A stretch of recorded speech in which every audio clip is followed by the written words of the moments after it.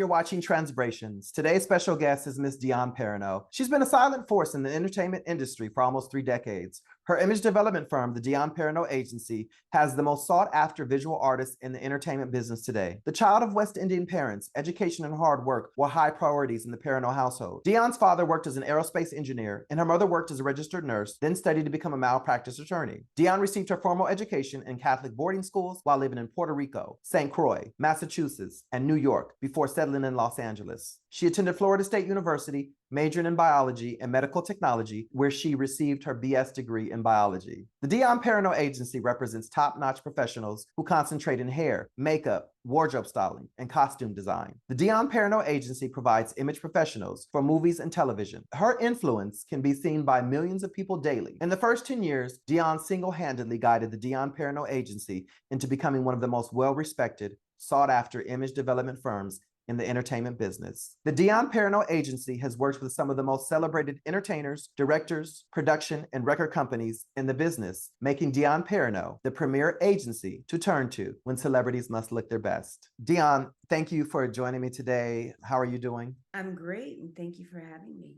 The last time I saw you was in 2013 or 2014. I was in Culver City. It was near Culver City Hall, and it was near some restaurants. And you were walking by. Yes, yes. Yes, I remember. You remember? I know where I was. Were you going to lunch or something? I was at a lunch in that corner, that Italian restaurant on the corner. I remember that like it was yesterday. I was meeting someone who I used to know who worked in Culver City Hall. That's why, the only reason I think that's the only reason why I would have been in that area at that time. Women's History Month just passed. Yes. And we were initially, this was going to be for Women's History Month, celebrating you. Who are the women that you look up to and admire? Oh my gosh, there's so many, but in the business or just all around? All around in general in life. Gosh, well, I have to say that my mom was my first. She was a no nonsense, follow your dreams type of woman. Shirley Chisholm.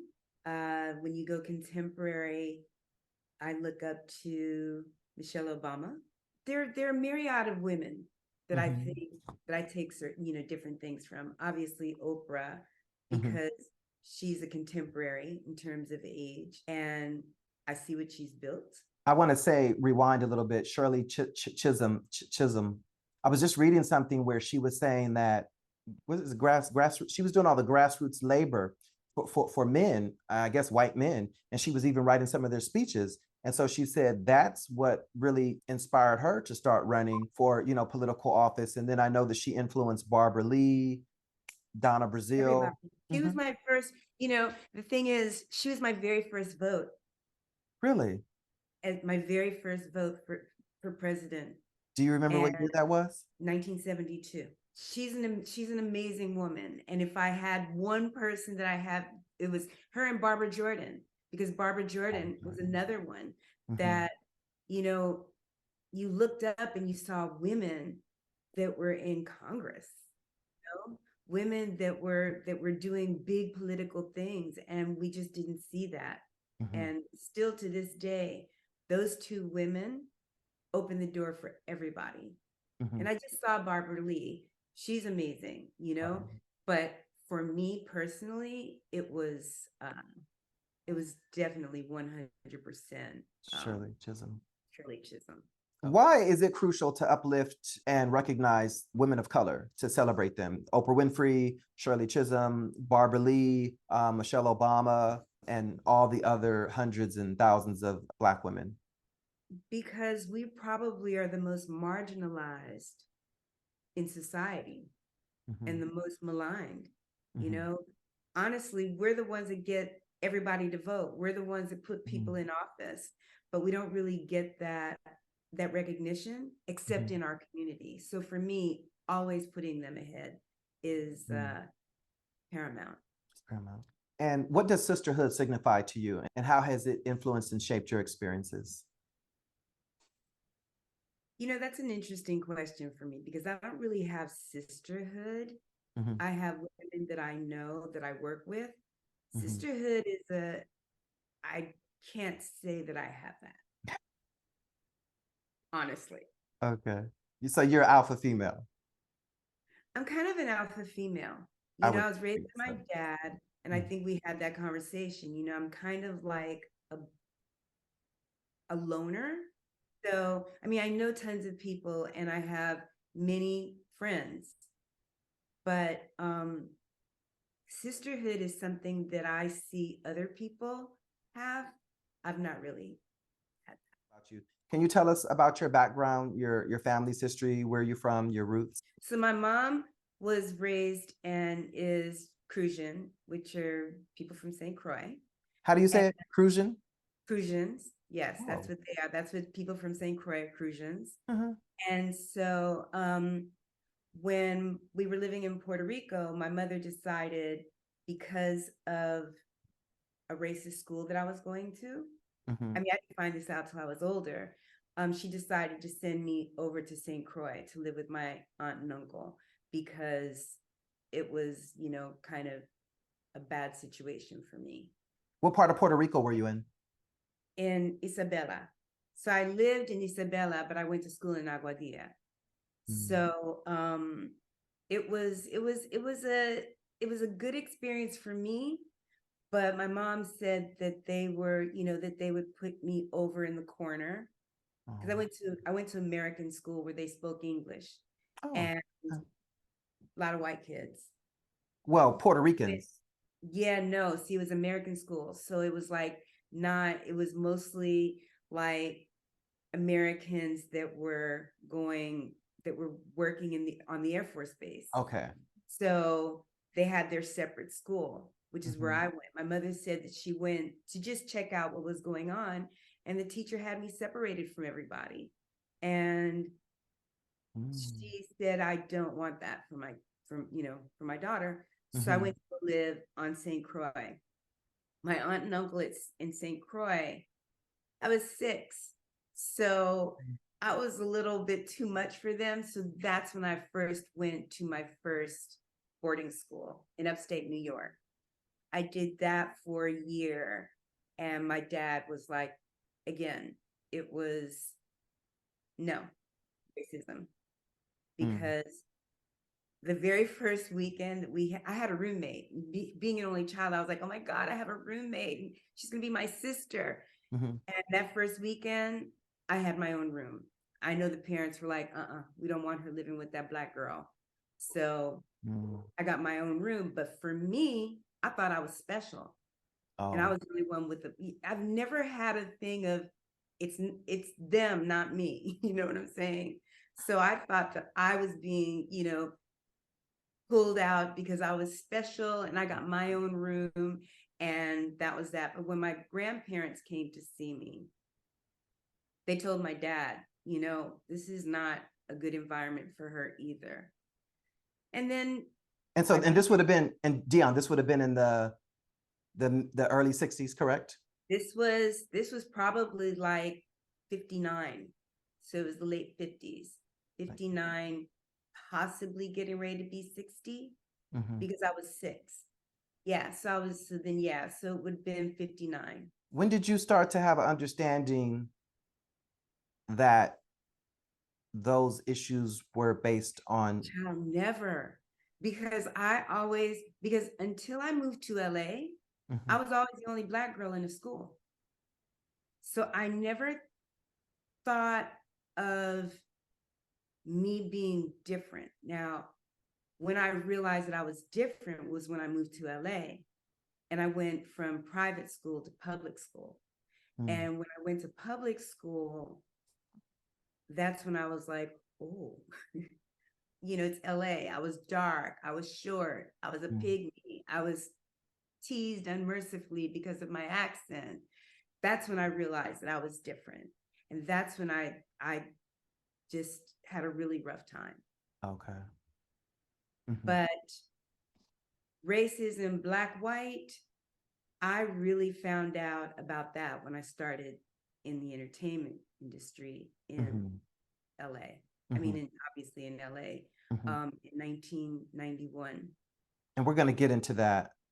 Yeah, that was a different thing. But as a kid, never, never thought anything of it. Just always thought that I was more special than Thought you were everybody just else. special. Yeah. Yeah, because there were more of them than there was of me. So I thought that I was the diamond. Right. Right. You know? So I never, and with the West Indian mother, she never made me feel like you have to do this, you can't say that. It was never, it was just you speak Be your mind. you. And and I spoke languages. That was the other thing. My dad made me learn French because I knew Spanish. Okay. So when I went to schools in New York, one of the ways that I got into them was with language skills, because that's just when they were starting to integrate schools. And so it's like, well, here's a Negro that we can, that's what we were called back then. Here's a Negro that we can get. She speaks, English and Spanish and French. And so she's okay. Well, for me, that was something that was going on above my head. I was just going to the schools. I didn't get into the minutia and the politics of schools. I was just being kind of bounced around. So that's what happened. Your father was an aerospace engineer. Yes. Did you often visit him when he was at work? No, because, I was a little kid. And honestly, I had no concept of what he did and how he did it. But that's how we got to LA. Because after he retired from the Air Force, they got a lot of the aerospace people recruited a lot of the Air Force guys. And that's how we got to LA. And so I've known you for almost 3 decades, I would say going back to 1997, 1998.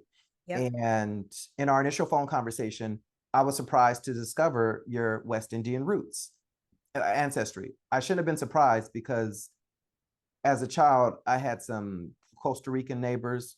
I became aware of other people of African descent outside of African Americans when I was when I was a little kid. But I always found that people from the Caribbean were very nice and just very nice, peaceful, friendly people. Yeah. So I wasn't surprised when you shared that with me, because I was like, okay, because you're probably one of the nicest people that I've known throughout my career working in Hollywood in Los Angeles. Thank you. Yeah. Yeah. Some people would say I was such a bitch. That people say different things about me too. And I guess, what's that word called? You bring it out. Pardon me? C'est la vie. That's life. Your West Indian, where do you go to get your Caribbean food at in Los Angeles? You know what? I used to go to Coley's, and then Coley's left. And I'm sorry. It's like when you've had the best. I've gone to Kingston House. It's very good, but it's new. You probably didn't know that. That one. Where's Kingston House at? It's on Slauson and La Brea, and it's good. When would you say like how long have they been there? They've been there for like maybe 10 years. Really? I've never. Okay, so I'll have to check them out. So when you mentioned Coley's, so I used to work for Look Here Productions, and this was the summer of 1996. The first production company that I was working with, it was that summer going into the early fall. Tracy Danielle Robinson was the owner of Look Here Productions, located in the Mid-Wilshire area. It was my first time eating Coley's because we were doing so good. We were doing the opening credits for Moesha, and Coley's had catered and it was my first time eating Jamaican food. And the jerk chicken, their festival bread. Remember that fruit punch that they had? You know what was really good too? That chicken soup. Baby, everything at Coley's was my favorite Jamaican restaurant. And when they closed, I went to, there's another place on Degnan, but I don't want to denigrate anybody else, but Coley's was. Coley's was pretty much the only place that I went to for a number of years, and I would take friends and stuff. Now, what ended up happening when they left Crenshaw and that area, they ended up going to Inglewood. They ended up opening up a location in Inglewood. They were at Tony Roma's. Remember Tony Roma's? They took over that spot. Tony Roma's was like a rib place. It was a big restaurant. And Coley took over that spot. And then I want to say that that's when I really started doing the business more and more and more, because I was kind of at the genesis of the agency. So I didn't go out as much. I spent more time on sets because, I went to every single set that Okay. we did. And So, we're going to get into that. You know, Coley's is now in North Hollywood. say what? You know, I look online occasionally because I'm like, okay, because I knew when they closed in Inglewood that they had reopened up in North Hollywood like a decade ago. Coley's is still open. So is it Mr. Cole? Because I thought Mr. Coley died. If he No? died, it's someone in his family with the recipes Okay. and the restaurant, because Coley's is still in North Hollywood, and I'm going to have to go. I follow them on Instagram. And when I, looking at their food and stuff, I guess it's because it was the first time I was exposed to Jamaican food. That's just my first memory. And, yes, they're still open, Dion. Okay, so then you have just made me make a trip. Well, No. when I'm in LA this December, we have to go to Coley's. Oh, we're going to definitely go. Yeah, we'll go to Coley's. Yeah, we'll go to Coley's. The date. So when do you think, so the last time you ate there, what would have been at the one in Inglewood? Yes, in the 90s. And so I don't really, like I said, I've gone to other Jamaican restaurants and they just don't measure up, and like I said, I don't want to disparage anybody, but Your family got to Los Angeles. Your father was working as an aerospace engineer. What do you remember about the 1965 Watts riots? Well, that's the year that we moved to LA. We moved to LA June 12th, 1965. Ooh. And the riots were August 14th, 15th, and 16th. And I was 11. So I told my parents, because I didn't really want to move to LA, because all my family was either in New York or in the islands, so I didn't want to move here. But we're here. And I told my mother, I said, well, we could have stayed in New York for this. They rioting out here too. And that's what I remember about the Watts riots. I remember that, but it was only in Watts. Like it didn't, go throughout the city like it did in 94. But they had the National Guard. National Guard. At Dorsey. They were stationed there. I remember that because that was right around the corner from our house. And that was like kind of jarring.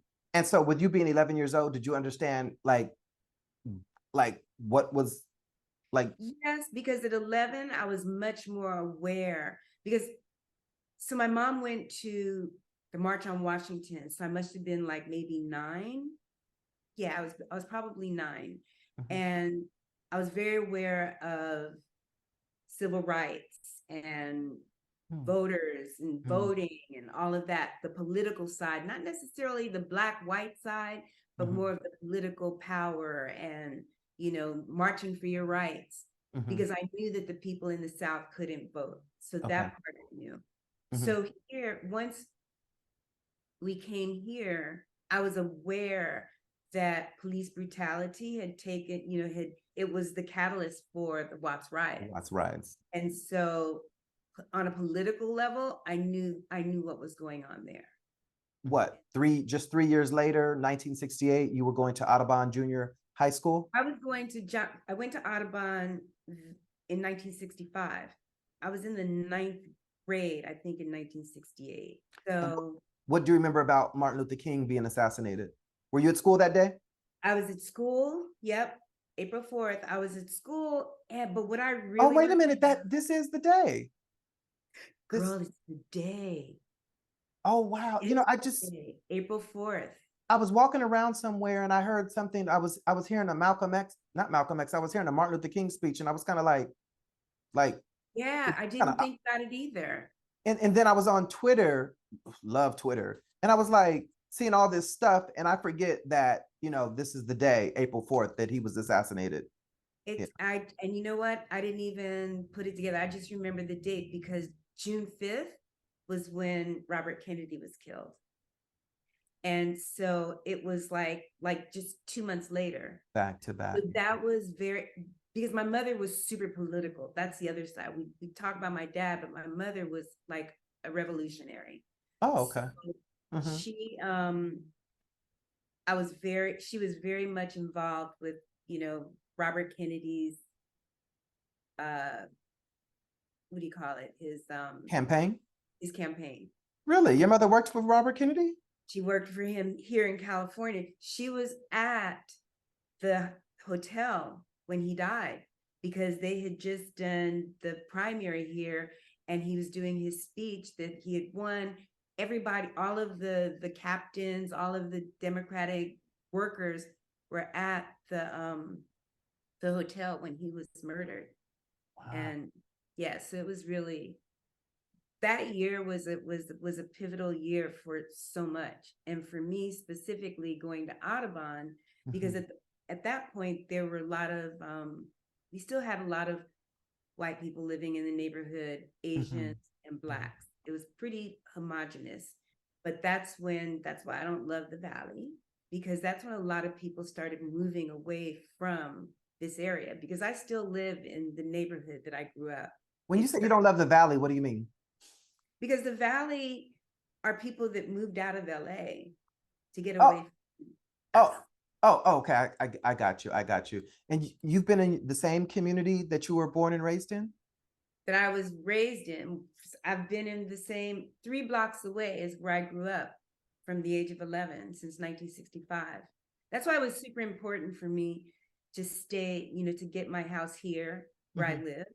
And I love this neighborhood, and I love stability because we moved around so much as a kid that I like being in one place. So did you consider yourself an Air Force brat? I would consider myself an Air Force brat because my dad was in the Air Force, but my bouncing around went from bouncing from my mother to my father, back to my mother, back to my father. Oh, not because of the moving around, because okay, I see. But he was in the Air Force. So when I bounced from Puerto Rico to Massachusetts, it was because he was living in Massachusetts and I went to go live with him.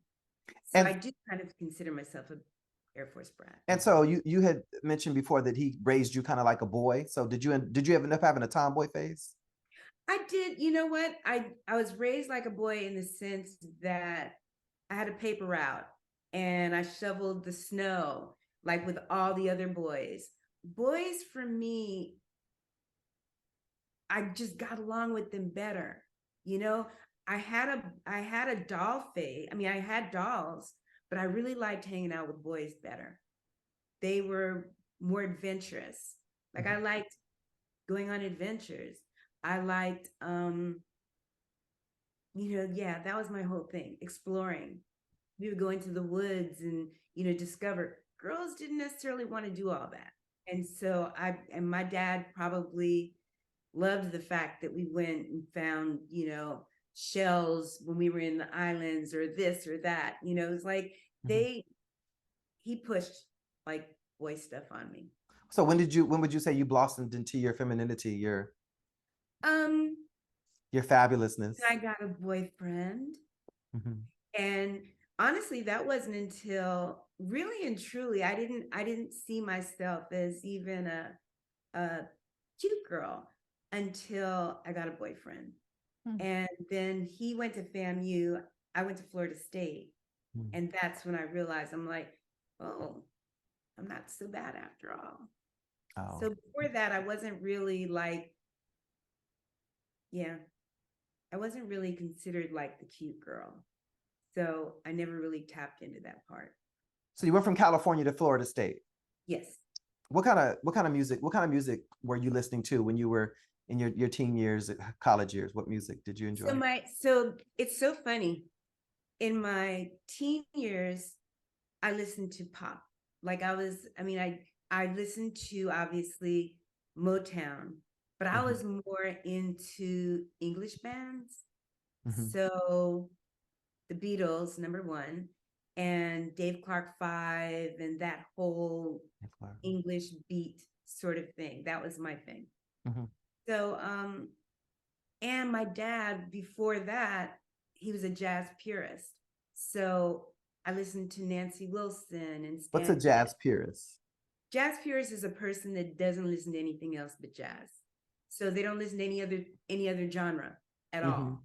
So since there was just one hi-fi in the family, I used to always have to do that. You know, I mean, I had to listen to him. And my thing with music was, if this is what you have to listen to, you have to find your favorites.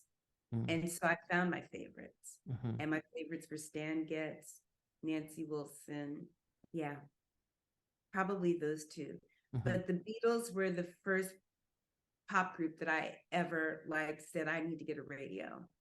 Did you get a chance to see them perform? Never. I No? never saw the Beatles. Mm. They were, you know, that's when we were living in Massachusetts, and when they first came out, and they didn't really come to Massachusetts. Well, if they did, they didn't come to my city. Oh. And when I went to New York, they were so huge that, you know, going to a concert wasn't even anything that we could even think about because it cost too much money. I could imagine. Where would they have performed at back then? I guess State Stadium. that's in Brooklyn, right? It is. I think Shea is actually on Long Island, but I'm almost sure that it's, you know, you can go through Brooklyn to get to Shea Stadium, but I'm almost sure that it's like in Queens. And so when did you discover Prince? 1979. I Want to Be Your Lover. I Want to Be Your Lover. Like, yes, that was like, oh my God. And then the album cover, and he had like coiffed hair, like who, with no shirt on. I'm like, who is this guy? Then that was in 1979. I moved back to LA in 1980, and then he came out with Dirty Mind. I was just blown. 88. And Soft and Wet was one of those songs?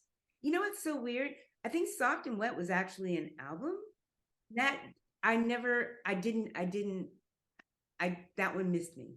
I went from Prince to Dirty Mind, because that first album was Prince, or was that Soft and Wet? I wasn't around, so I don't know. I really don't know. Right. You're like, I wasn't even yeah, right. Was I born?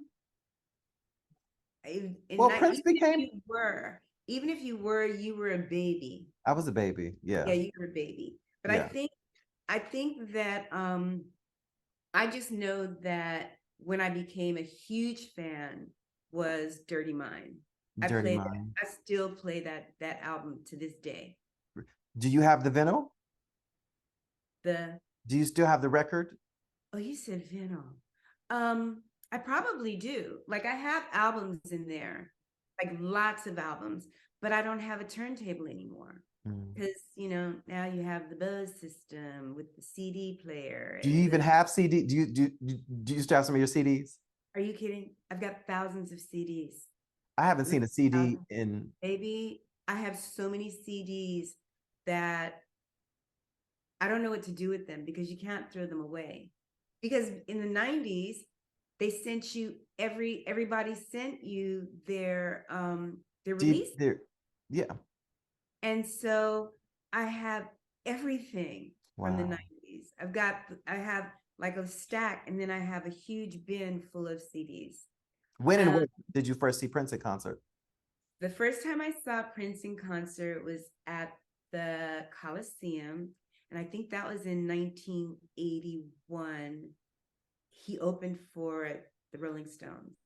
It was, I went 2 days. I went Friday and Sunday. And the first day, they threw bottles at him, the audience. They didn't like him. He was doing Dirty Mind. So Dirty Mind, I don't know if you remember, he was wearing a trench coat and a garter belt and stockings. And he was playing his guitar, and to me, he was the hottest thing on the planet. I would have loved to see that. Oh my God, it's legendary.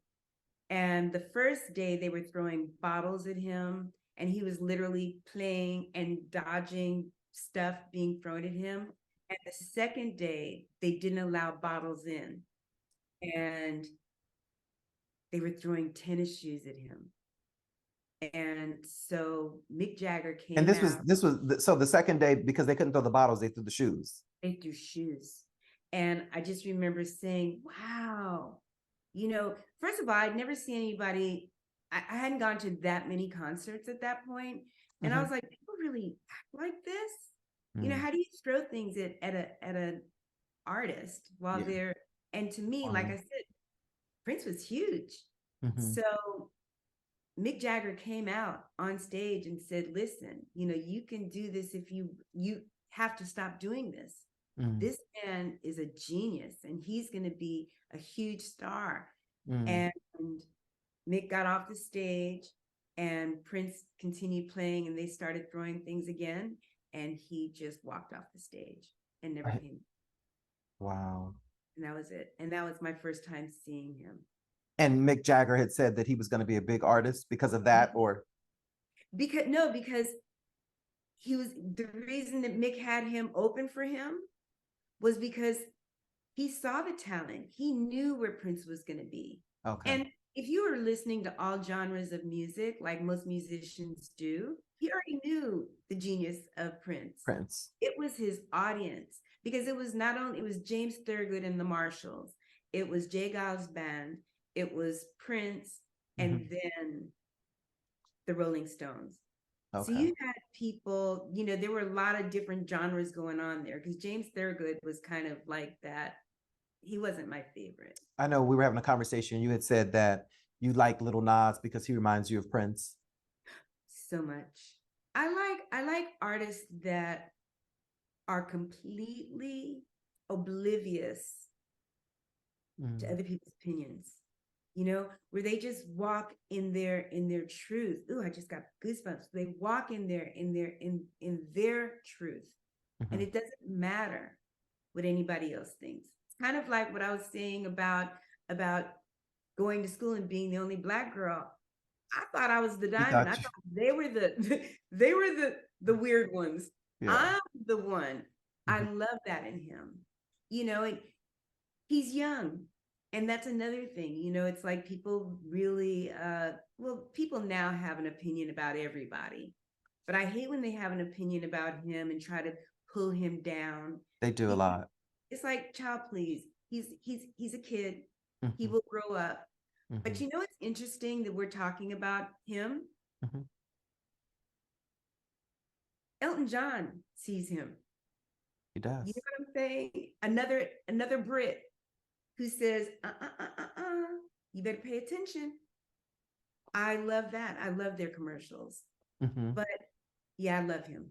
Yeah. What initially drew you to the Beatles? You said you were fans of theirs. What drew you to their music? They were just, their lyrics were basic. They only had 4 instruments. And so jazz was it's got a lot going on. You have all kinds of stuff. So as a kid, we just need basic. And that was the thing that I think that they took us by storm anyway, because they came out in 1964 after President Kennedy was killed. And we were all so devastated that we needed something, because I don't think prior to that anybody was so, our parents we listened to our parents' music. The Beatles were for us. So that was like, wow. But their lyrics and the simplicity of their music was what I think drove everybody. And it drove me. Do you remember when and what your first music video was? Yeah, my first music video was that I ever saw was, I think it was Men at Work. Was that a group, or is that? It was an Australian group, but I will say this. That's the first one that I saw. The first one that I was like, oh my God, was Madonna. I loved her, because Madonna is one of the reasons why I saw the genre being something bigger. Because she changed every time, her look, she was still the same person, but she always looked so different. And I just found that super intriguing. And she was another one who lived in her skin, and she did not care. I love people that just live and are not necessarily looking from side to side to get approval. She didn't care. No, she didn't. And When you were first seeing those visuals, did you wonder like what went into putting them together, how it was did you start wondering about the creative process, or did that? no, not at all. I didn't think about let me back up and say, when I graduated from college, I lived in Tallahassee and I worked at nights. So during the day, being the West Indian that I am, I got another job at a record store, and people would come in every Friday and just buy albums because of the album covers. They didn't know who the artist was. That was more intriguing to me than videos, because I was like, how do you just pick up an album because you like the way it looks? That got me thinking. So now that we're at videos, I like the way they look. But it wasn't until I really started my business, because I didn't even know that I could work with artists and do videos. It wasn't until I did my first, I think BBD and Sensitivity and Color Me Bad was when I realized, oh my God, this is a huge thing. And this is how it all goes together. And then I was hooked. And then you were hooked. Oh, I was completely hooked. And I wanna rewind just a bit. In an interview, after you were looking inward for professional direction, you had said you rediscovered your love of art and that art was always an outlet for you. Several decades ago, you hand painted original designs and they were sold in boutiques across the United States, from Martha's Vineyard to Hawaii. And although you lived comfortably for 4 years, being a creative on demand became increasingly difficult. Yes. You said it started to become more of a chore than a thrill. And again, you sought professional direction. Do you still own any of those pieces that you used to create? I have a couple. I do. Dang, I should have brought them. You should have brought them. You should have brought I them. should have brought them. They're super corny now, but so my mom, in 1986, my mom died. And that's how it really started.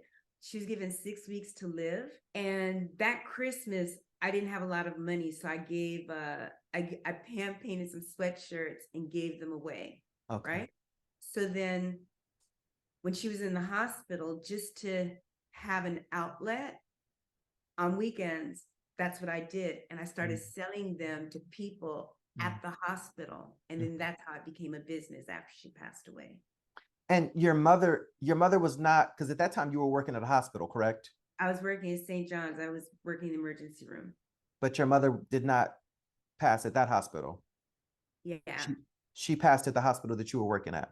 So what happened was she was diagnosed at Cedars, and Cedars is in West Hollywood. I worked in Santa Monica at St. John's. And so when they gave her 6 weeks to live, I said, we have amazing oncologists here. I want you to come here because I'll have more control over what's going on. I'll know the doctors love me. I love them, because at that point I'd been there and I'm super friendly, as you know. And so they took care of her. That's all. I knew that that's what would happen. So, yeah. And were you able to be there with her by her side? Every day. I was there 7 days a week. She literally died. She died on her 61st birthday. And we were there by her side. What advice do you remember from your mother? What wisdom has stayed with you over the decades from her? One of the last things she said to me was she gave me her American Express and her Bank of America card. And she said, don't screw these up. She said, you can no longer call me for anything. This is going to help you. These are going to save you. And literally, Nahshon, I went from being like super irresponsible, buying clothes when I really shouldn't have been buying clothes, to the most responsible, fiscally responsible person ever. I haven't been late on a bill in 36 years. What kind of food did your mother, did she cook a lot of West Indian dishes? No, you know what? So my mom moved to the States, and you know, a lot of West Indians, they want to assimilate. So she ate continental food, steaks, chops, you know, She left all that stuff behind. she kind of left all that stuff behind. And I was there for it. Yeah. Okay, you were there for it. So your mother had told you, with along with her giving you her credit cards, she had told you to get your money straight before you get it. Yeah. She said, you know, that, I mean, I always knew I could fall back on her. It's like, oh, Mom, I just love these shoes. And now I'm, you know, I can't pay my rent. Can you help me? And she would, you know, and do it. But she was very clear that, you know, I'm getting ready to leave. Like, you need to take this seriously. And so you know, when she passed away, it was like, wow, I'm really kind of out here. And that was it. It was a turning point. But you still had your father. I still had my dad, but my dad never gave up any cash. Like, he wasn't that guy. I could never really go to him and say, he'd say, get another job. You need a second job. You need a third job. Be like the other West Indians. Be a boy. Oh, be a boy. Yeah, be a man. Oh. Go get a job. Never, ever. No, he didn't have a West Indian way. My mother was more of the West Indian. My dad wasn't West Indian. My mother was West Indian. Your father was African American? My father was African American. Oh, okay. I assumed both of them. Yeah, no. Well, no, I guess if you said he was working for the Air Force, so I guess, okay, that didn't click. So he was raised, he's a New Yorker. He was raised in New York. His family, my grandmother on my dad's side is from Charleston, South Carolina. And then she and her husband, my grandfather, moved to New York, and then that's where they raised their family until they moved to LA. We were talking about we went from album covers to music videos. And I had said, you know, at some point, did you ever think that you would work? Did it pique your curiosity about how these images and how these videos and things were created? What drew you to the allure of Hollywood? You know, I think you could have easily been an actress. You're so sweet. You could have, like, your personality, you kind of remind me of Gabrielle Union a little bit. But what drew you to Hollywood? I think that, you know, everybody, especially if you're in LA, it's like, oh my God, the industry. There's an allure there anyway. But thinking that I could do it, absolutely not. But honestly, what really happened was that I started dating a guy. So mind you, I told you I was doing the hand-painted sportswear, and I stopped. Correct. Met a guy who was a manager, and he said, you should do wardrobe styling. And I said, okay. And so I did it. I didn't like it. I worked on one commercial, didn't like it. And he said, you should be an agent. And I didn't know what that was. But my very first client. When he said agent, did he mean a talent agent for actors? Oh, just a wardrobe stylist. So I said, I couldn't do that. And he said, no, you could do that. He said, I'm going to introduce you to somebody. And he introduced me to Carla Coffey, who was my first client. She fired me after a month. And then I met Lisa Smedley, who was, I'd call her really my first client. And she was working with Lionel Martin. And Lionel Martin was the premier director at the time. And that's when really and truly, Black music started to explode because it was 1990. So our first group was Color Me Bad. And the ones that we actually did from the very inception, like everything, because the record company wanted them to look more R&B because they were kind of white boys, except for one kid. And the song Sex You Up had blown up. There were no visuals. So they called on Lisa, who is now my client, to make them urban friendly, which she did. And that's when I got hooked on the whole genre and seeing, because it was her. This was already her field. And I just, I was able to go to set with her, and Kim Ogletree and Lionel Martin allowed me to be on set, which today would be unheard of, but they allowed me to be on set for 10, 12 hours. I met everybody. I found out how it all worked.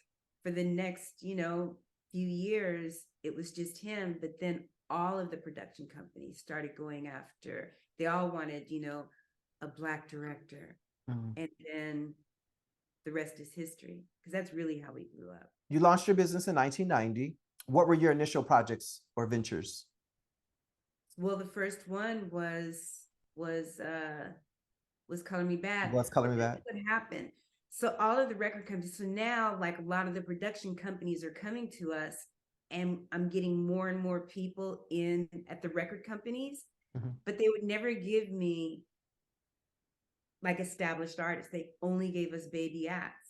Well, at the very beginning, I was like a little like, baby acts, Aaliyah, Robert Kelly. No, I don't, but then these kids blew up. And then I started loving my baby acts, because Brandy and Destiny's Child and Monica and all of these kids who became superstars. So then I loved being in that genre. And that's how we could humbly become more and more successful. And grow. Did you work with Jade too? That was a group, Jade. Did you work with Jade? We worked with Jade right after Color Me Bad, because they were on Giant. Cassandra Mills hired us to do them. And Jade is another one that just took us to the next level, because now we're working with groups. So Jade kind of took us to Escape. And then Escape took us to, so it's like, it was just really super cool.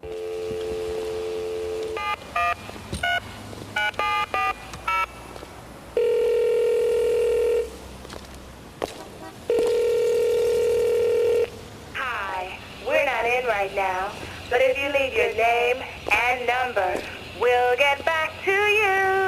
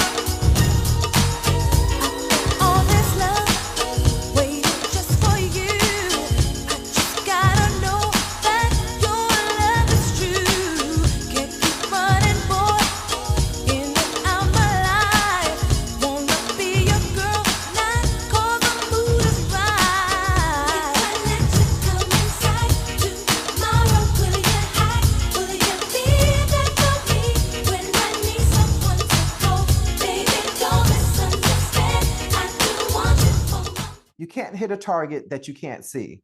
Right. You can't hit a target that you can't see. That was your father's quote. Yes. Keep your mouth shut. Don't tell people what you're working on. And because people would say to me, what are you working on? And I would say, instead of saying, well, I used to say, oh my God, we're doing this and we're doing that. when you tell people what you're doing, they can circumvent you and have a friend or a cousin, or maybe it's another colleague that can go and get that job because they have more experience. So my go-to line was not enough. And when they would say, no, but really, what are you working on? I would say, not enough. Not enough. You shut them down. You learned, kind and sweet way. You learned, and that was your way of being discreet with your business. You learned. Yes. And I never really talked about what I was doing because, you knew what kind of folks were around the shop. It happened to me once. It happened, and it only takes one time for you to say, oh, you can't, talk about it. One time for them to sabotage you, and yes. you learned to nip that in the bud. I realized what they can't hit a target that they can't see. I realized what that meant at that moment, and I just never. And that was like probably 1992, early in my career. Linda Simmons was at Jive Records. Did you already mention her? No, but she was my angel. She was a Caucasian lady? Nope, she Black. Oh, she was Black. Oh no, the white production companies took you under your wing. The white production companies hired me. Yes, they were very, very, very instrumental also in getting us other directors, introduced to other genres, commercials. But Linda Simmons specifically was at Jive, and Jive had a multicultural roster. So we became multicultural right away. Okay. And you mentioned something about Hush Productions and Hush. So she was the first person that I called when I first got into the business, because I think, oh my God, what was the name of that group? Not Five Stair Steps, but Five something. 5 Star? Is that a name of a group? I think it was 5 Star. They represented them. And I called and I didn't know anybody really in the business. And I just cold called her and she thought that was the cutest thing on the planet. So when she got to Jive, she said, hey, I'm at a record company now. She said, let's have lunch when I come to LA. And then the rest was history. She was so magnanimous, so supportive, and just, I loved her. And would that have been before the LA riots or after? Actually, she was 1991, 92. Oh, so it was around that time. Yeah, she was. Yeah, the LA riots that was Color Me Bad time too, because that happened. That was 1992. The beating was in 94. The beating was in 1991. The riots were in 1992. Yeah. What do you remember about the LA riots? Where were you at? What I remember is that we were doing a Color Me Bad video downtown, and we didn't know anything because nobody really had, there were no cell phones, and we were just on set. But we knew that the verdict was coming in that day, or it was going to come in. But but in terms of like a riot, we had no idea. So I came from downtown and I was on my way home. I couldn't get off at the freeway at La Brea. And so when you were driving, did you see smoke? Did you see fires at all? At that point, it was still just on the east side. So you couldn't really, if I'd gone on the 110, yes, I would have definitely seen smoke. But at 4 o'clock in the morning, it was 4 o'clock. I left the set at 4 a.m. And I was on my way home, and I would take the Santa Monica freeway. And so I didn't see anything. All of the exits were blocked off though, and I couldn't understand why until you got to La Cienega. And so finally, policeman said, you can't go there either. And I said, I live at La Brea and Rodeo, I gotta go home. So he was now Dion. What? Did you say it in that nice, sweet voice? I did. I did. because I wanted to get what I wanted. Because you wanted to get home, right? I had Yeah. to get to yes. I had to get to yes. And I was like, please, sir, Yeah. And he was like, okay, but go on the back street onto Coliseum. So I said, okay. And that's exactly what I did because they weren't letting anybody go that way. That's when I drove through the gates. I was living in a little gated community over there.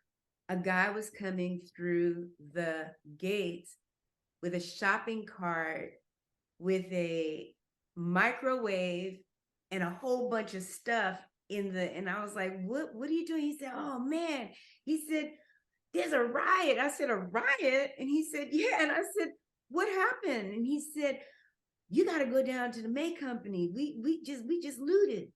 And I'm like, The May Company on Crenshaw? Yep. Robinson's And that's exactly what it was. Robinson's May. And I went in the house and I turned on TV and it was mayhem. So and when the cop was telling, like, he didn't tell you me anything. He didn't say that there was a riot. I thought because when I got to La Brea and Coliseum, I could see that there was a Thrifty Drugs on the corner and it was burnt to the ground. So I thought, oh, there was a fire. Mm-hmm. So I'm like still like happy. Like when you were on the set, people hadn't been talking about people. No. So okay, so we were insular. That would have been April the 29th, right? I guess it was. Now April 29th, 1992. That was the day the riot started. Well, then it was April. Well, then because we were doing Color Me Bad's video. That's all I knew. I mean, not that people would have been preoccupied with it, but I guess no one was having conversations like, they're gonna have the verdict today is gonna. We knew that the results were coming in. Now, mind you have to remember, 1992 kids weren't that into the news. You know what I'm saying? It was they were kind of just doing their thing, and they were kids. Mm-hmm. I just happened to be 36 at the time. I was the older one, but no one knew how old I was. Most of these kids were like 20 or 19. So they didn't care. Yeah. So it wasn't like a conversation. We were just really in there doing, I wish I could remember the name of the video. I just remember Josie was in it. She was the leading lady. Who's that? Josie. Josie was like, she's a really beautiful dancer and she's also the bomb. She was iconic back then. Oh, okay. So she was in that video and we were just there doing our work, And so no, I had no idea. But the next day, you saw all of you saw it all over the news. It was 24 hours at that point. And I went to the Boulevard Cafe. Where would that have been? That was on Crenshaw. No, well, it was on Rodeo. No, King and Marlton. It was like a Black restaurant that was really big back then. And it was the first time I'd ever seen anarchy. Well, when you were 11 in 1965, what did you see? I didn't see it. By the time the next morning came, it was here. It was all over LA. They burned down the Bank of America right in front of me on Coliseum in La Brea. I was getting gas. Like the LA riots became LA, whereas the Watts riots just kind of stayed in Watts. It was very small. Mm-hmm. It was there. But the reason they can call it the LA riots is because it wasn't even a riot. It was anarchy. People were just looting. Yeah. It stretched over to Beverly Hills. Yes. I remember. Go on. No, it stretched over to the Miracle Mile area. I moved to the Mid-Wilshire. Well, first of all, Rodney King was my neighbor, my family friend. But I know I moved to the Mid-Wilshire area in 1990.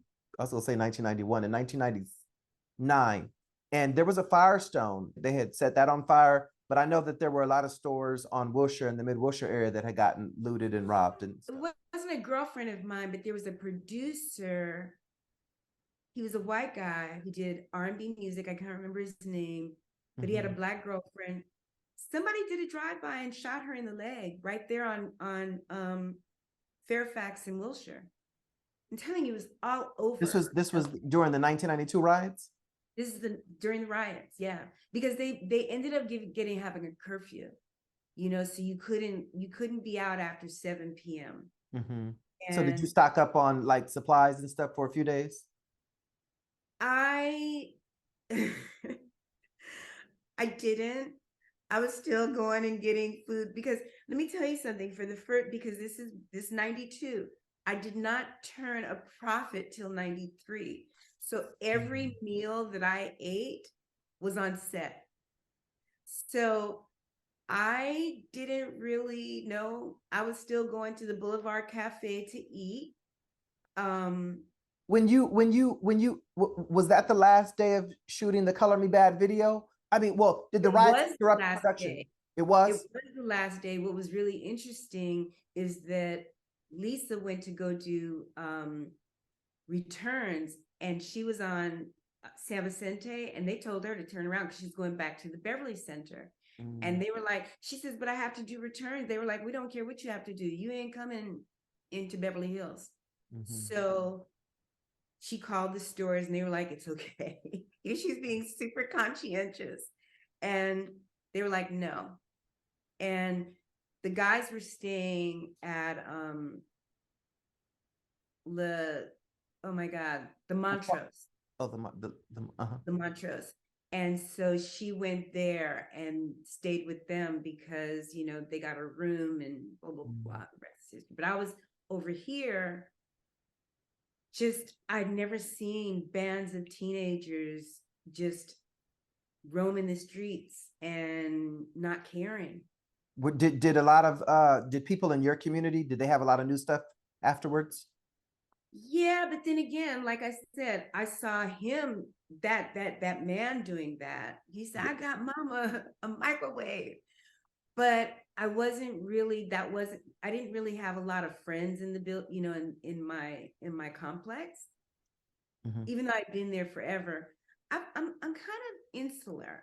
I get the feeling. I get the feeling. Yeah. Yeah. I'm not really that girl. So I knew him because I knew his mom. And so,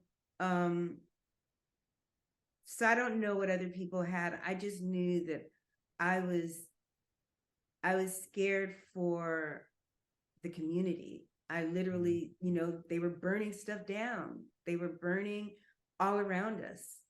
And the National Guard was rolling around town, right? They were rolling around town, but Nahshon, it was so huge that, I mean, you can't be everywhere all the time. And it was a lot. You know, there were buildings that were burning that the fire departments couldn't even get to them because they were over here doing that. It was just really, it was frightening to the extent, like, how long is this going to last? I didn't personally feel scared because I'm Black. You know, they weren't coming for me. No.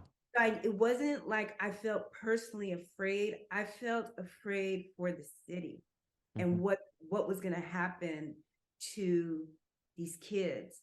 What was going to happen? When was it going to end? I guess, you know, within a week or 2 weeks and stuff, you know, riding around, what did you start thinking about all the destruction, all the businesses that were burned and looted? And how did that make you feel, impact you? Well, you saw them on TV and it was a lot of white people backing up to good guys and going to Fedco. And, you know, so it was kind of like, really, dude? Like, you're not even part of the movement, but you're going in. And that's how a lot of people got busted, because they had helicopters taking photos of their cars. I'm from Pasadena, Altadena. And at that time we were living behind Rodney King's mom. Well, LA is, 12, 13 miles south of Altadena, Pasadena, but I had a grandmother who lived in the midst of it. She lived on Western and Pico, Western and Venice. Yeah. She lived near Koreatown.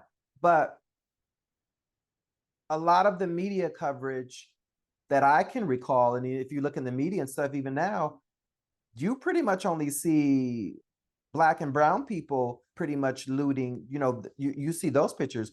when you mentioned, you know, that you saw white folks stealing and doing stuff, I was like surprised because I don't remember seeing those images being broadcast. They definitely they probably threw that footage away. Mm-hmm. Because I remember so distinctly a white Mercedes backing up. There was like, I think it was called Good Guys on La Cienega.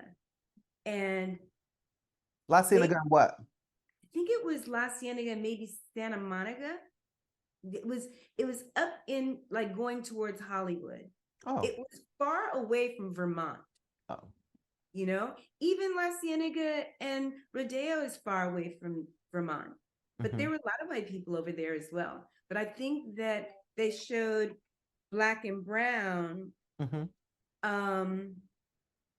They showed black and brown. Black and brown. When MTV came about, people began to realize how much of a tool image is in selling music, says Peronneau, whose Los Angeles-based agency now grosses in the high six figures annually and has experienced a 30% increase in revenue since its inception. This was obviously from 25, 26, 27 years ago. You were saying that you would eat food on the sets and stuff, and you know, so that helped you save money. It wasn't until the third year of running your business that you became profitable. Right. So during the second year, did you experience any doubts or thoughts of giving up on your business endeavor? Nope. Never. You know, I think that if you think about a plan B or failing, you do. So I never even thought about it. Like it wasn't even a part. It was like, this is what was put on this earth to do. Because once I started taking care of artists, it feeds my soul to be able to say that we've gone to every single continent except for Iceland or Greenland. Wow. These kids that had never been out of LA County were going to Europe on a regular. Like those are the things that. When you say kids, are you talking about my kids? Yeah. The people like that you were. Pharrells and the Naja McKenzie's and the Rudy Calvos and, you know, the people that I represented, they were all over the place, all over the world. You just named a few names. These are some of the initial hair, makeup, and wardrobe stylists that you represented, that you represent. Rudy Calvo was actually my first makeup artist, and he was the bomb. And he was the inker that kind of taught everybody. They were all assistants to the assistant to the assistant. I first met Dion at a print shop on Sunset Boulevard in Hollywood. I was there picking up photocopies of my makeup work to add to my portfolio. That afternoon, while waiting to be helped, I started talking to a young lady standing in queue.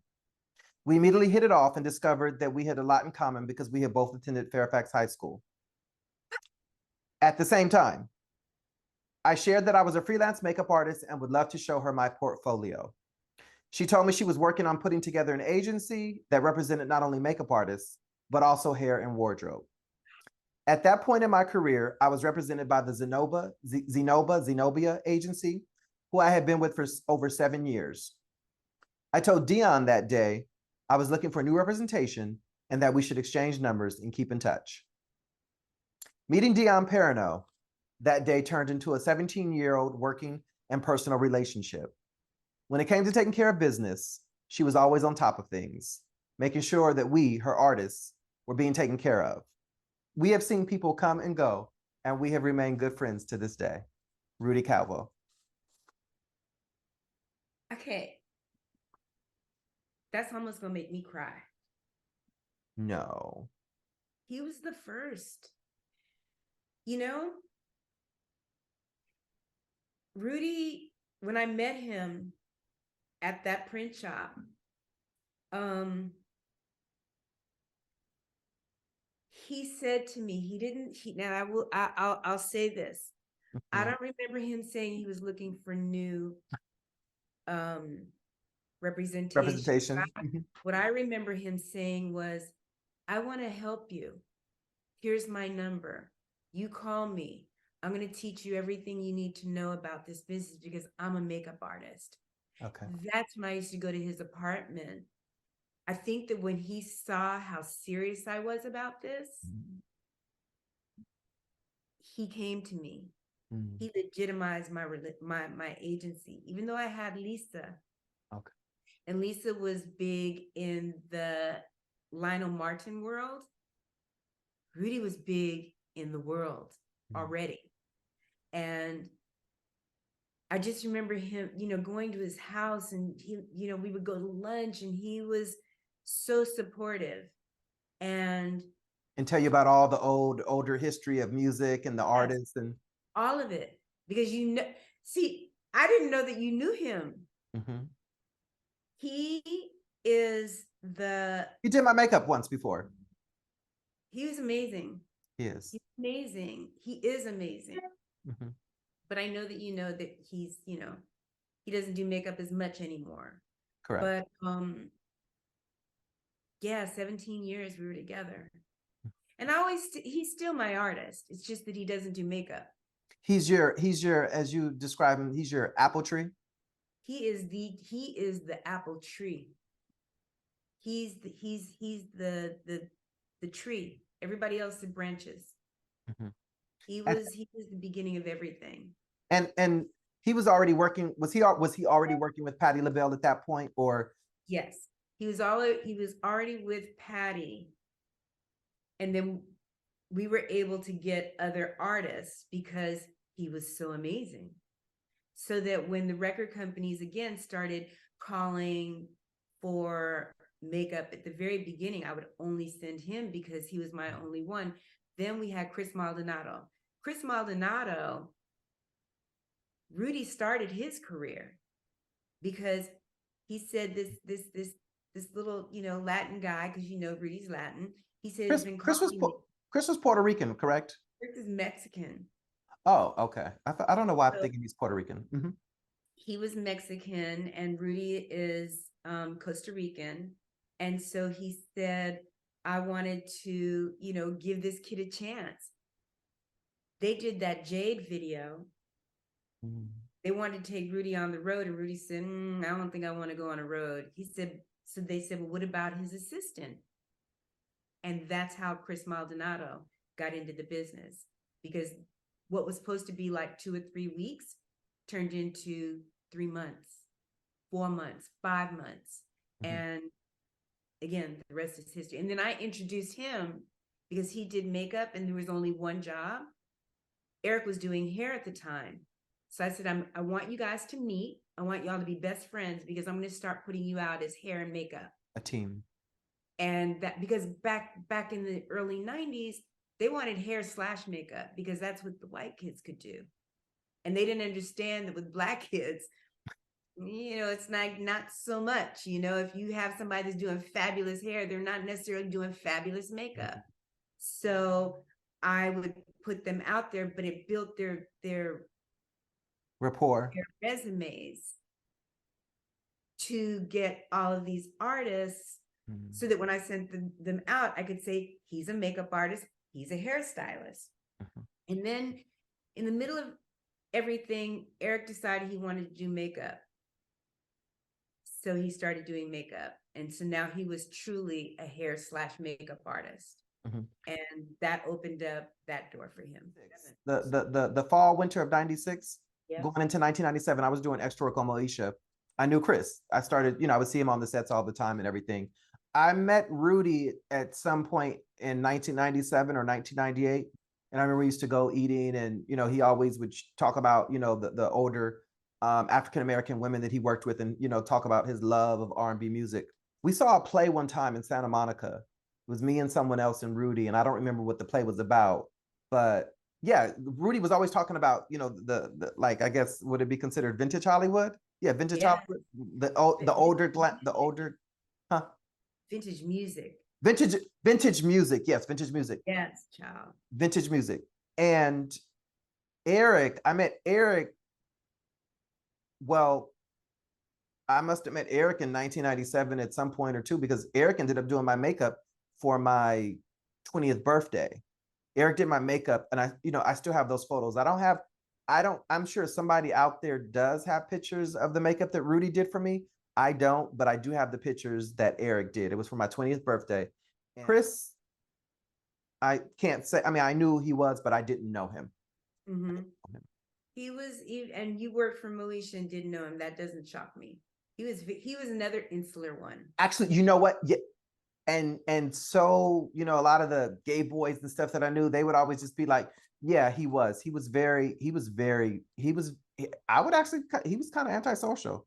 Yeah. That's what I'm saying. He's very He was. like, he Mhm. won't really deal. Right, right. And That I was, mean, and I but can understand that. if he knew you and loved you, he was like Velcro, but he Okay. was very here. Were you ever at the Moesha sets? Yeah, I used to go to Moesha because he was my client. So That's if how a, I hooked him up. So I hooked him up with Brandy. uh-huh. So Brandy's mom,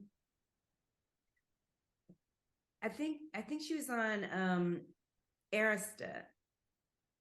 I think, And no, it wasn't Arista. I can't remember. no, Her. Atlantic.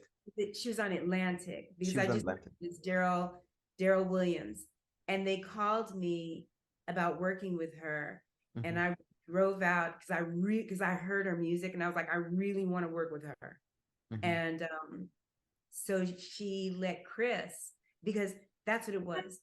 Jade had just ended, and Chris was like, I'm not gonna get anybody. I was like, yes, you are. I'm gonna get you this girl. She's the bomb. And he was like, and he got to do her. And from that day forward, that was her makeup artist. And so he ended up doing Moesha. And Eric did her for that album cover where she had the braids, right? Her debut album. Didn't he do her makeup for that? that was if Was that Rihanna? I mean, you know what? He may have done no, I don't think we did the original album cover. I don't know who did that. you know what I'm talking about? It's kind of like blue and white, or she's got the hat on. Yeah, like a little apple. Yeah. No, we didn't do that. We did the first video. That's when we met her. Oh. We did that because I don't think that Eric did her, because I think that I would have never taken, given that to Chris,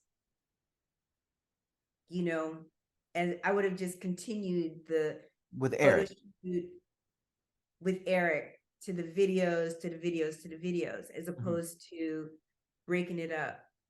But you know what, Sean, maybe because Eric was working so much at that point. Did both of them work on The Boy's Mind? Both of them worked on The Boy's Mind. We did Monica. Well, by that time, and that's a whole nother story. I can't believe, I mean, I just, we're talking what, this is 25, 26 years ago? Yes. Yeah. And it does still seem like it was just yesterday, Dion. You know what's so crazy? I think that the 90s were so special that and I put you in this too, we created it was a paradigm shift. I mean, think of R&B music. It's now white. The big rap artists are now white. Yeah. There's some erasure going on. Yeah, it's like they kind of learned and then they replaced. And they did that. We really started this whole thing. And so I think that that's why these memories are so paramount to all of us, because we were there. There were so many. So I used to work on the Keenan Ivory Wayne show in 1997, the summer of 1997. And I would say, like, my production career, obviously it kicked off the summer of 96, but definitely in 1997, it seemed like I probably was on a music video set every single weekend. And if it wasn't a music video set, because I had some friends who did makeup, hair, and stuff, if it wasn't a music video set, it was maybe for a commercial. I remember one time I went to a commercial. Somebody was working for R. Kelly, and it was a commercial up in Lancaster. But when I worked on the Keenan Ivory Wayne show, because it was at 1040 North Las Palmas, middle of Hollywood. And I remember Jay-Z and Foxy Brown were shooting their music video, Sunshine.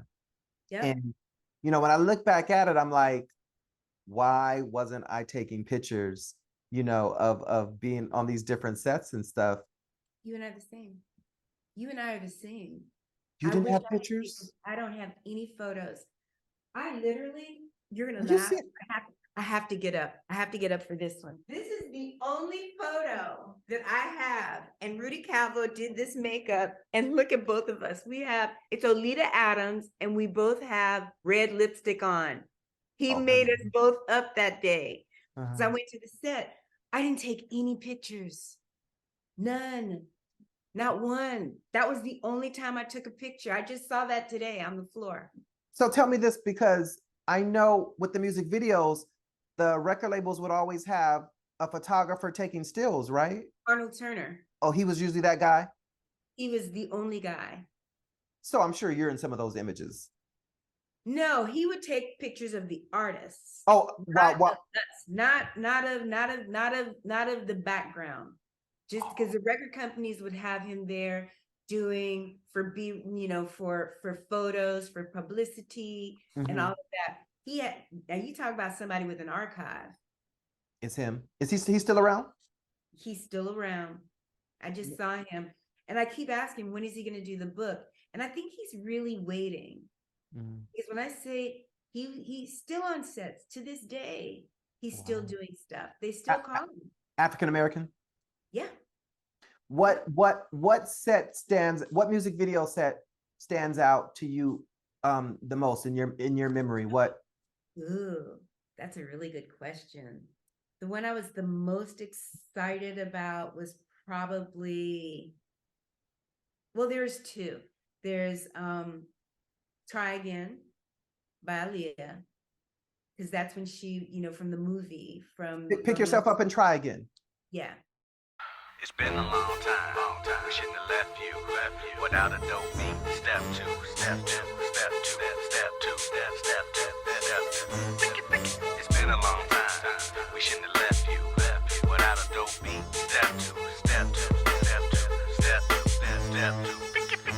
Baby girl, What would you do to get to me? What would you say to have your way? Would you give up or try again? If I hesitate to let you in, now would you be yourself or play a role?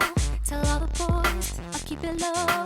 If I say no, would you turn away or play me off, or would you stay up? If you don't succeed, dust yourself off and try again.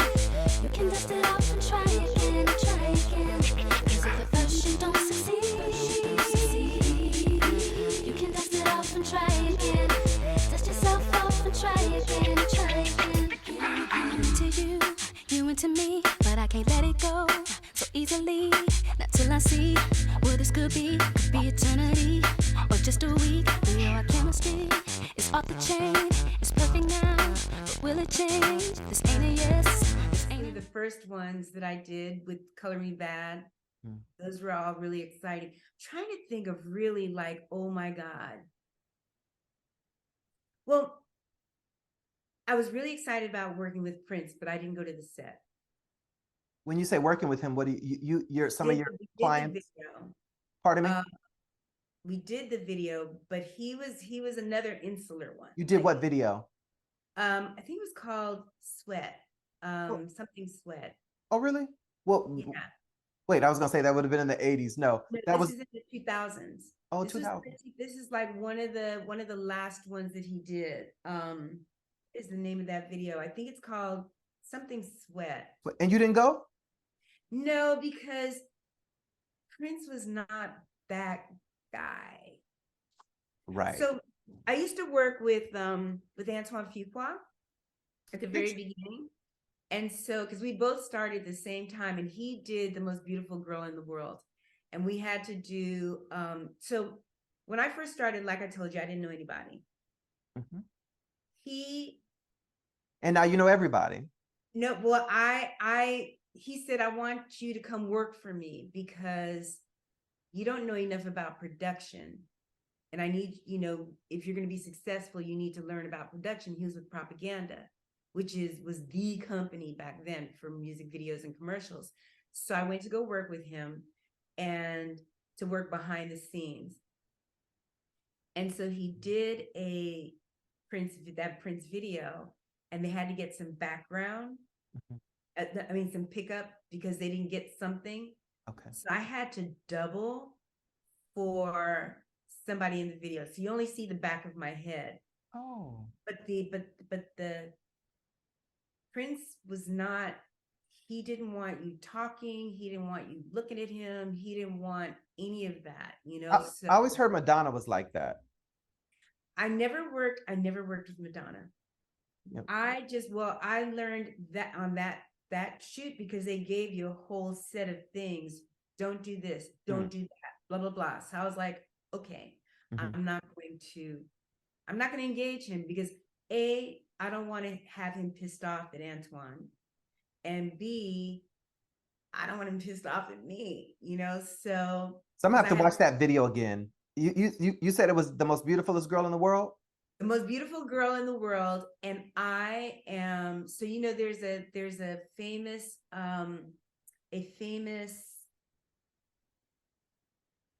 teacher from Chicago. I can't think of her name.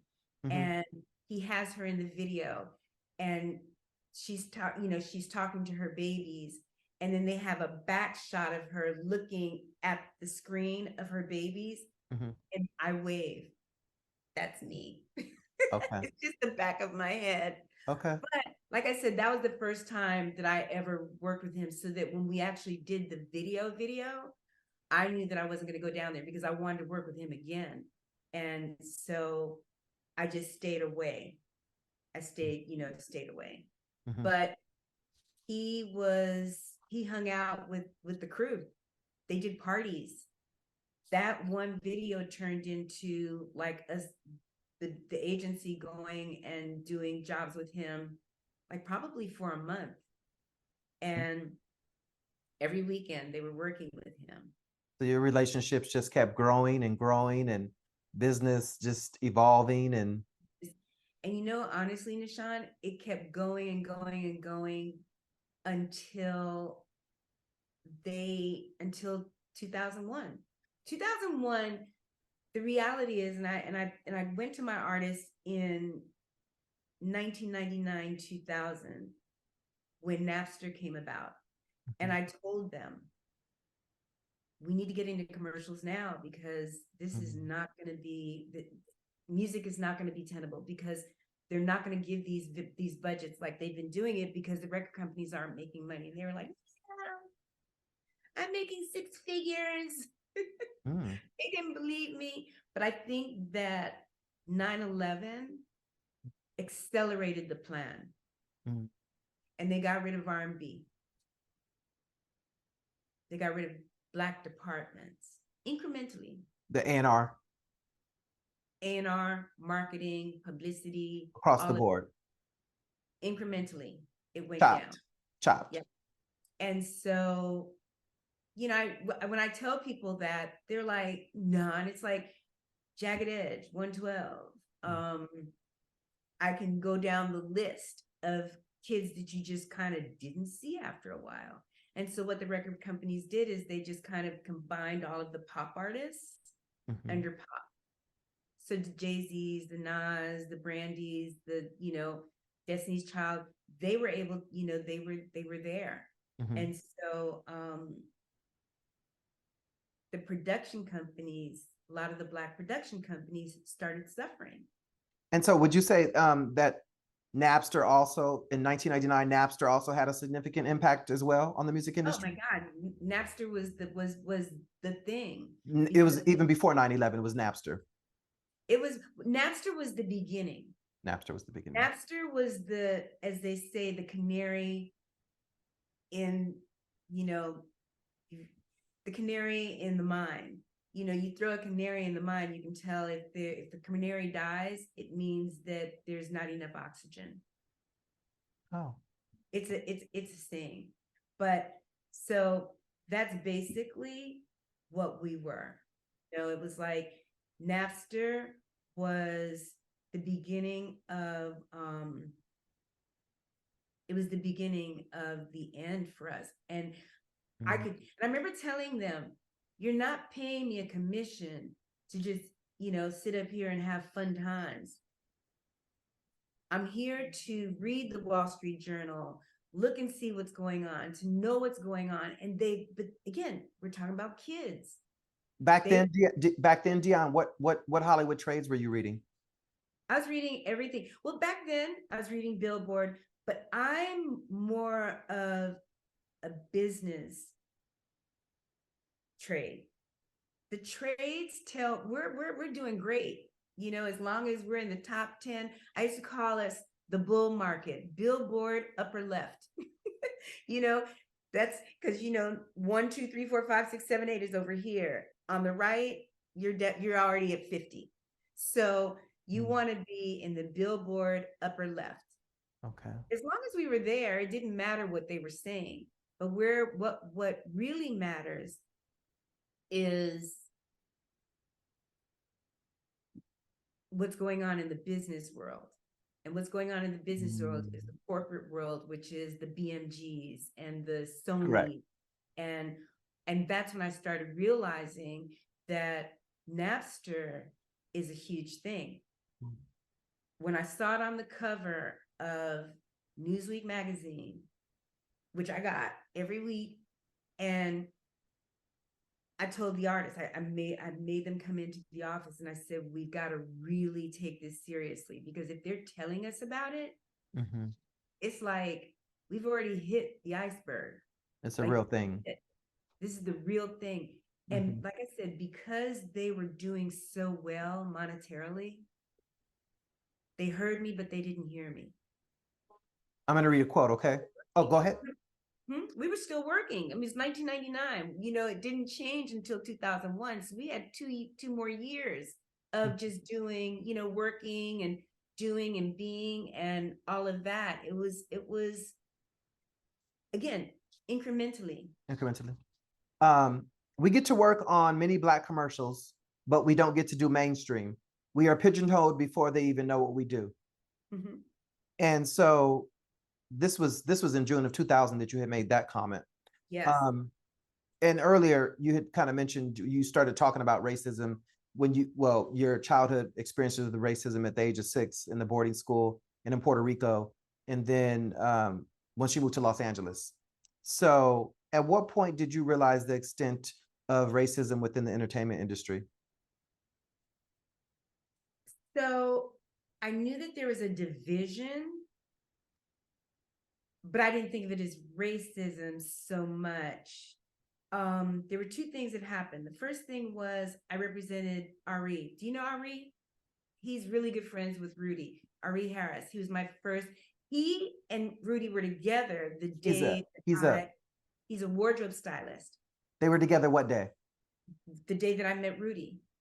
Oh, and so I started representing him because he had just come back from Paris, and I read in probably in Billboard that Reba McEntire wanted to go more mainstream and not be as country, and I was like, this is it. I'm going to work with Reba because I love country too. Do you? I like modern country, not twangy country, but I like modern country. So Dion Peronneau, I made the appointment. They think I'm a white girl. I'll never forget, I went to MCA. Hold on, because to just give some context, you said they think you're a white girl, and what gave them the impression that you were a white girl? Because my name, it's Dion Peronneau. It's French. People think I'm a French lady. Everybody thought I was a French lady, or at least Canadian, And so I walk in with my books, but I'm really there about Rudy and Ari. And the art director's assistant came out and said, where's Dion? And she thought I was the assistant. And I said, I am. And she said, well, she said, you're here to meet with Vartan? And I said, yeah. And she Dion, what year was this? service. This is 1991. Oh, and This she is like said, when I first started. So she said, well, and they hemmed and hawed. And she said, but the urban department is over there. I'm thinking to myself, why would she say that? That was so weird. But Lil Silas Jr., who I grew up with, after they politely told me that they weren't going to be, that thank you, but no thank you, I went over there and he was like, girl, you can't do her. And I said, but why? And he said, because they told me that the urban department was over here. And he's like, well, yeah, So that was the first time I was aware. The second time I was aware, and this is when I realized there was real racism in the business, was that I represented a girl, Tony Green, another friend of Rudy Calvo's. But Tony Green sounds very like, she was hair and makeup, but she could do commercials. Sent her to do a commercial, and the woman called me and said, you sent a Negro. And I said, okay. And she said, no, you can't do that. And I said, but why not? She said, because we're working with a white girl. And I never said anything about who I was or anything like that. I just said, oh, she said, do you have anybody else? And I said, I don't. And she said, well, I'm sorry, we can't. And again, I went to Lil and he said, Dion, he said, the thing is, you don't know people's politics in this business. And so you don't know if you're going to be touching, because they didn't want, they don't want you touching them. I do remember that being down. They want you touching them behind closed doors, but that's another story. That's another story.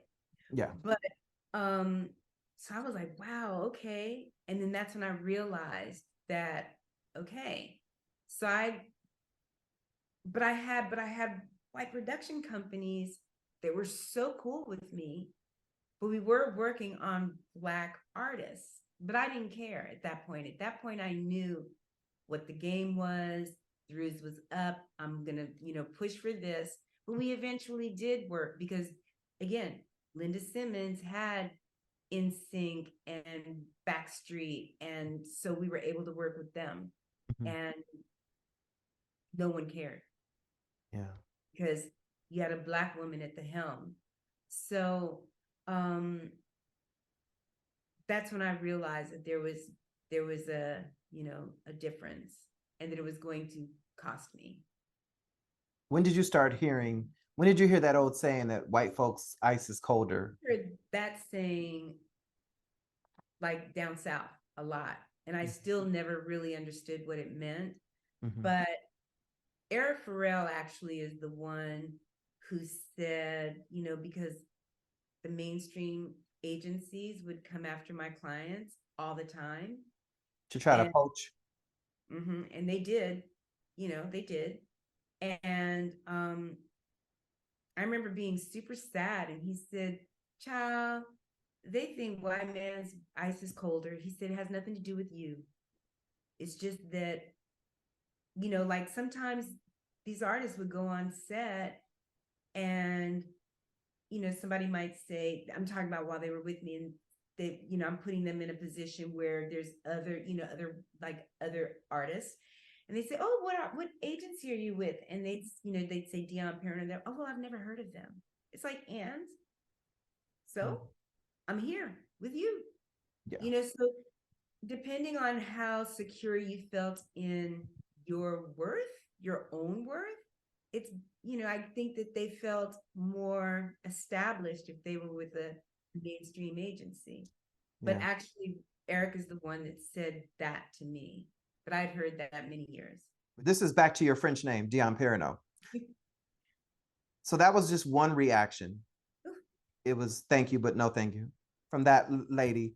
How have other people reacted once they meet you in person and obviously realize that you are who you are? Okay, again, one time, this is just one time, and it was probably one of the last times that I went to set. Aziz Ansari was doing a commercial with Puff. And So I went to set. I've worked with Puff before, so I know him, but I wanted to see Aziz. And Eric introduced me to the executive producer, and I literally saw him go like, just, oh, you're Dion Peronneau. I said, yeah. Oh my God, it's so good to meet you. Literally the next day, I called because we were doing another job with the director the following week. And he said, oh, we don't give agency fee anymore. No, he said, there's no agency fee on this next job. And I was like, why? It's a commercial. Like, that's Agency fee. I mean, I know as the agent, you get a commission of who you rep. Agency fees on, you get an agency fee from the companies, especially with commercials, because they want to make sure that you are getting paid to give them the best. So it's like you have to stand behind it. If anything happens, it's on you. So you get a fee for doing that. That's pretty standard. Like with photography, well, same thing with, like agents, they get their fees. Yeah, blah, blah, blah. So. And they tried to cut that out. They cut it out. And I said, well, since when? And he said, since yesterday. And I was like, well, that's kind of, not cool. And he said, and we don't have, I think Eric was making like, let's say $750 a day. They were like, oh, and the rate's, $650. So, and he said, they got real shady. Take it or leave it. And I had to take it because I couldn't take the money from Eric. I couldn't, and I didn't want to even tell him, what was going on, because I didn't want it to be a thing. So I just let it go.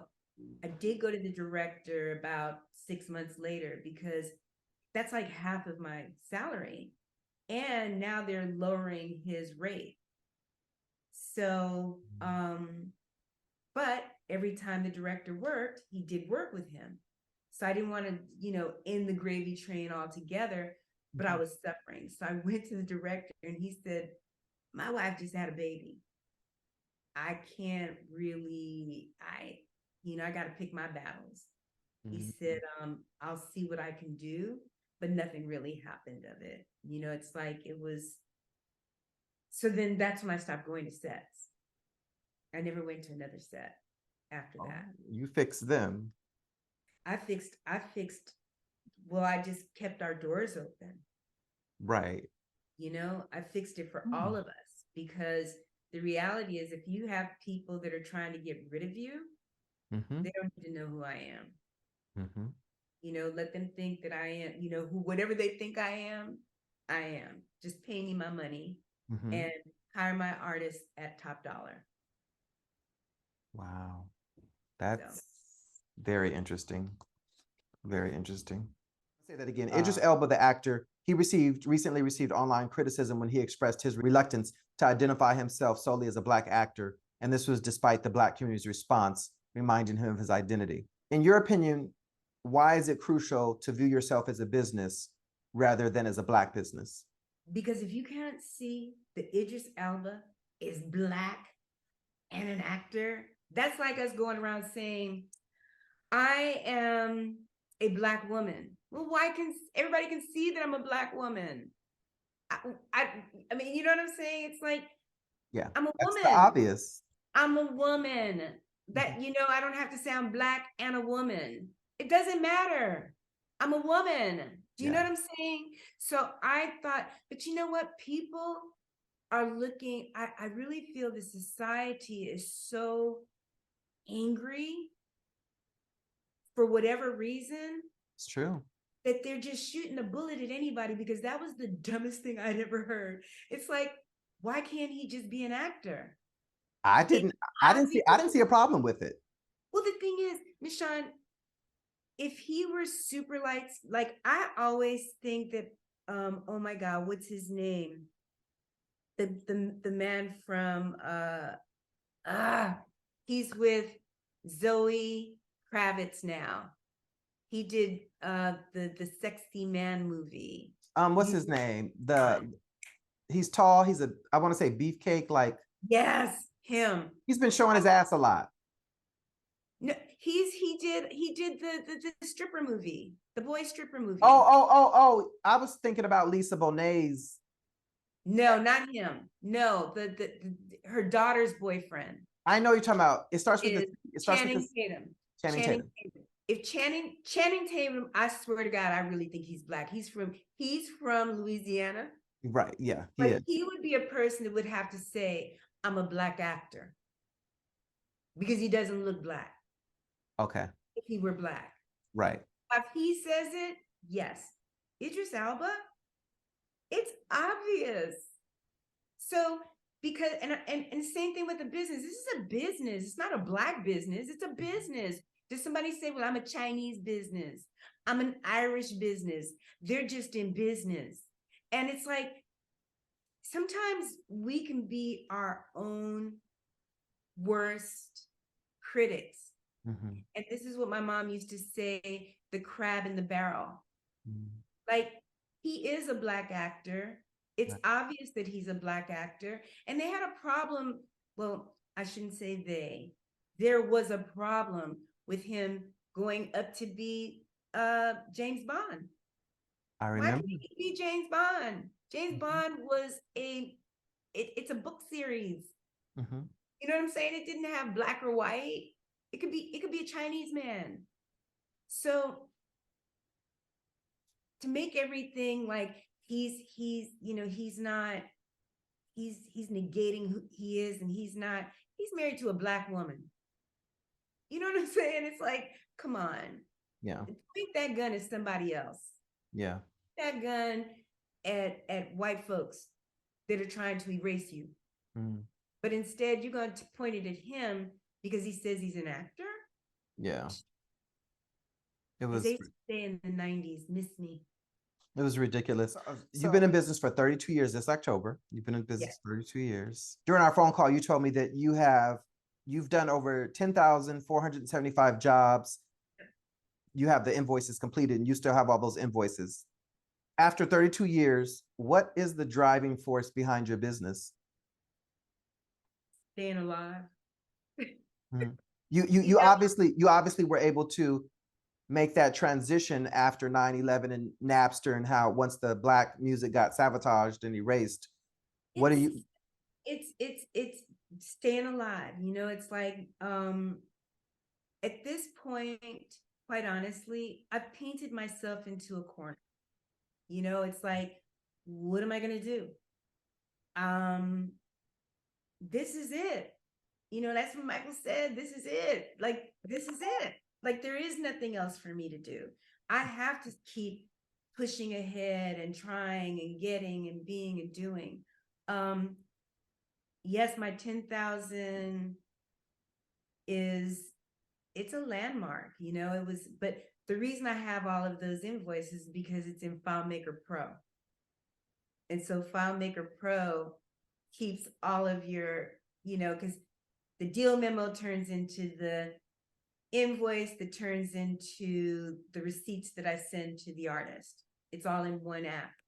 So that's why everything is there. My father once said, if you find a job you love, you will never work again. He was so right. I love what I do. At what point did you start loving what you do?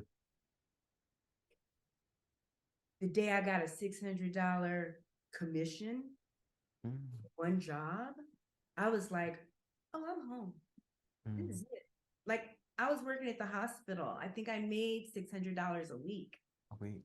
You know, I worked in the 80s. So that was a lot of money for me. And I was like, what? And I get to go to set and I get to be a part of this. And I mean, the whole creative process that for me was just so exciting. And then when we started, like I said, working with baby groups, and Linda Simmons was very much like, well, what do you think? I would get that music and I would say, oh my God, because there's a 14-year-old girl that lives inside of me in terms of music and pop culture. We've Mhm. talked about that. You know, it's like that part of me is still very open, which is why I can love Nas and, you know, not say, oh my God, you know, it's like, no, you know, it's like, I love visuals. So from day one, that first check, I was like, I'm in. Mhm. And yeah, just the creativity of it all. But there's not a lot of creativity anymore. People are No, there's not.